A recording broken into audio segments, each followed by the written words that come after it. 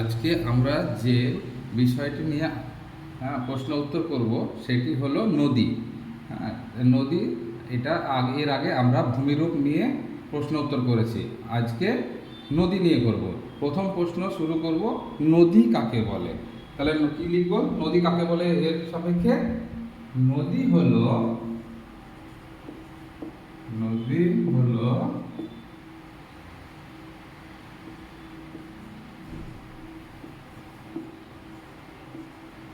স্বাভাবিক, বোঝা যাচ্ছে, স্বাভাবিক প্রবাহমান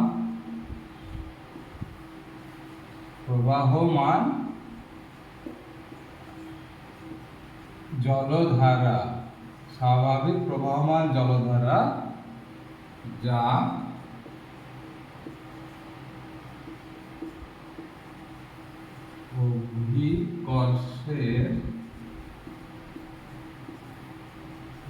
অভিকর্ষের টানে ভূমির ঢাল অনুসারে ভূমির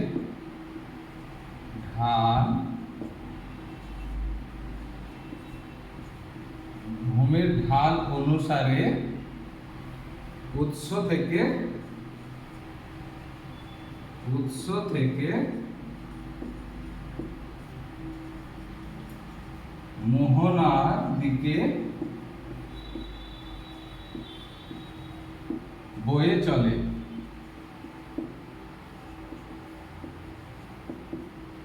সেটাই হলো নদী। তাহলে নদী কাকে বলে সেই উত্তর হিসেবে আমরা এটাই লিখব। এর পরবর্তী প্রশ্ন, নদীর উৎস কাকে বলে? তাহলে এটা আমাদেরকে জানতে হবে। নদীর উৎস কাকে বলে?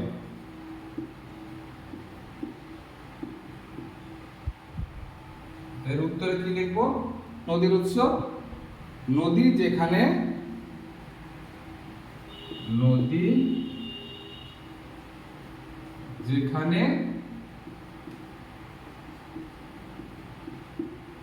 সৃষ্টি হয়, নদী যেখানে সৃষ্টি হয় সেই জায়গাকে নদীর উৎস বলে।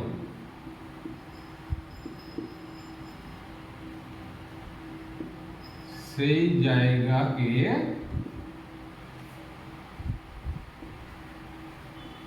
নদীর উৎস বলে। নদীর উৎস বলে। এর সঙ্গে আর একটু অ্যাড করতে হবে, সাধারণত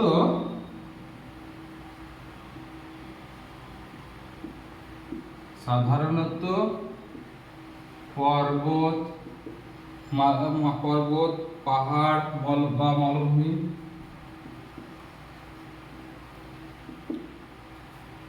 বা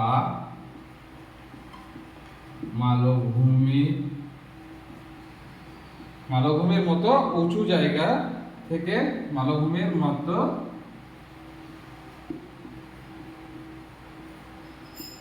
উঁচু জায়গা থেকে নদীর সৃষ্টি হয়।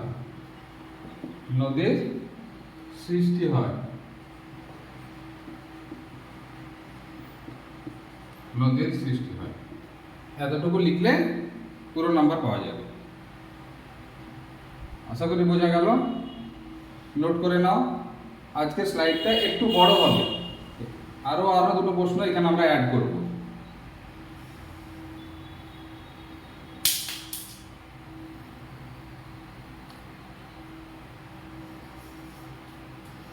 পরবর্তী প্রশ্ন হচ্ছে, নদীর মোহনা কাকে বলে?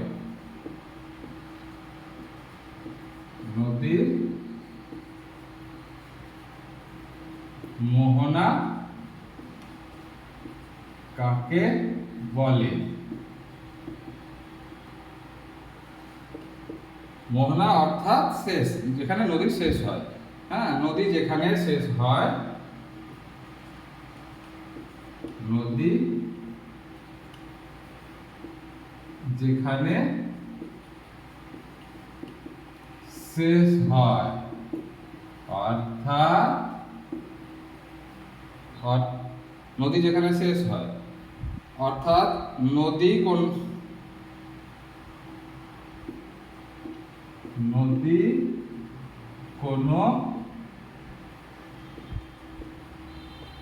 সাগর, উপসাগর, নদী কোনো সাগর, উপসাগর, জলাশয় বা অন্য কোনো নদীর সঙ্গে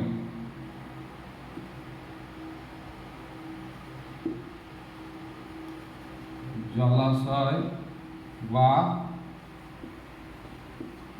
অন্য কোনো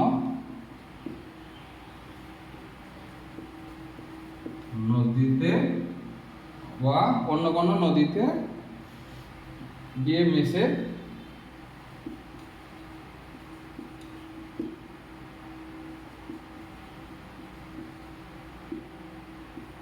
সেই